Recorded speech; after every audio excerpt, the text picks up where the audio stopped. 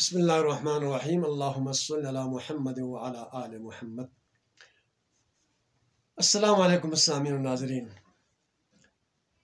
احکام شریعت، آپ کے مسائل اور ان کا حل، سلسلہ نمبر 16۔ آج کے سالین میں 3-4 سالین کے سوالات اور ان کے جوابات پیش خدمت ہیں۔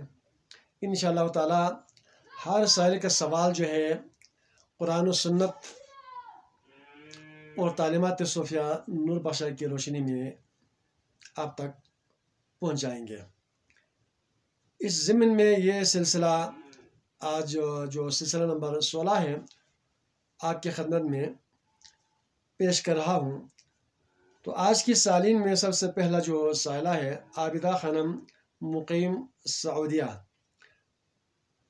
اسی سوال کو فاطمہ زہرا خپلوی نے بھی دہرایا ہے۔ سوال یہ ہے کہ شوہر کو اپنی بیویوں کے حق مہر خوش دلی سے دینا چاہے یا نہیں، نیز اگر بیوی شوہر کو مہر کا کچھ حصہ یا مہر اس کو چھوڑ دے تو کیا شوہر وہ مہر کھا سکتے ہیں، اور کیا بیوی کے لیے مہر معاف کرنے پر ان کو ثواب ملے گا؟ قرآن و سنت کی روشنی میں رہنمائی فرمائیں۔ اس سوال کا جواب جو ہے قرآن پاک میں موجود ہے۔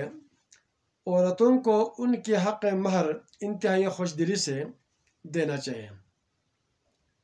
اس میں کسی قسم کی ہیلا بہانہ نہیں کرنا چاہیے۔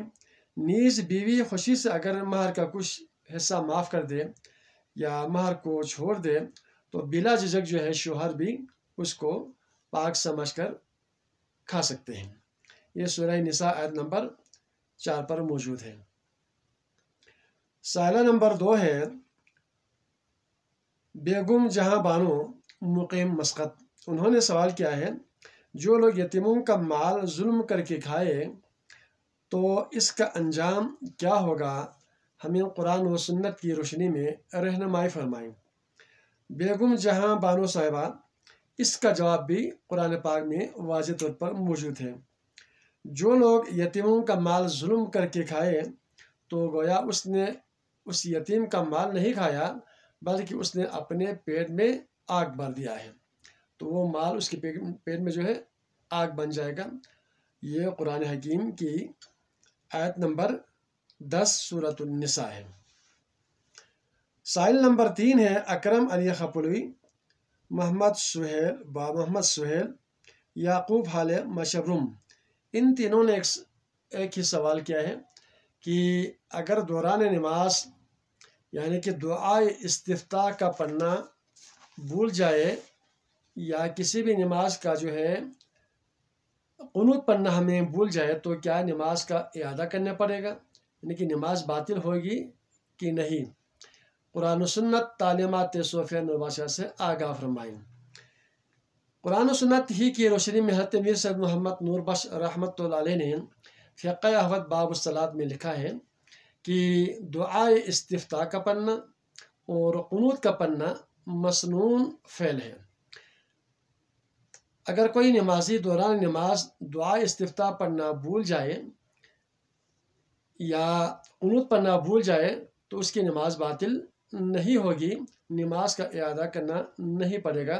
اگر یاد ابھی تک نہیں ہوا ہے تو اس کو یاد کرنا چاہیے، عمدن بھی جو ہے اس کو نہیں چھوڑنا چاہیے۔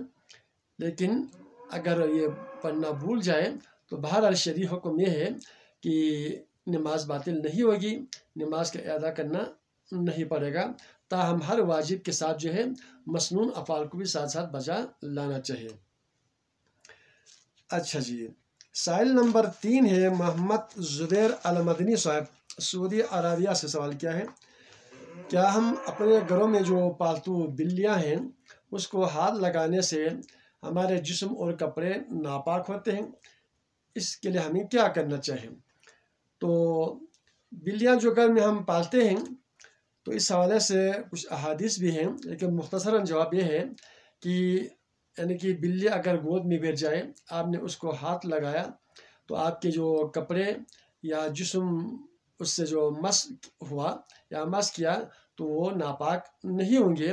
البتہ آپ نے ہاتھ لگایا ہے تو کھانا کھاتے وقت جو ہے ہاتھوں کو ضرور دھونا چاہیے۔ یہ ایک عام جانوروں کو بھی اگر ہم اپنے بھیڑ بکریوں کو بھی ہاتھ لگائیں، مرغوں کا ہاتھ میں لیں تو ان کے بالوں کے اندر جو بیکٹیریا ہوتے ہیں، جراثیم ہوتے ہیں، تو ہمیں ہاتھوں کو ہر حال میں اس موقع پر بھی دھونا چاہیے۔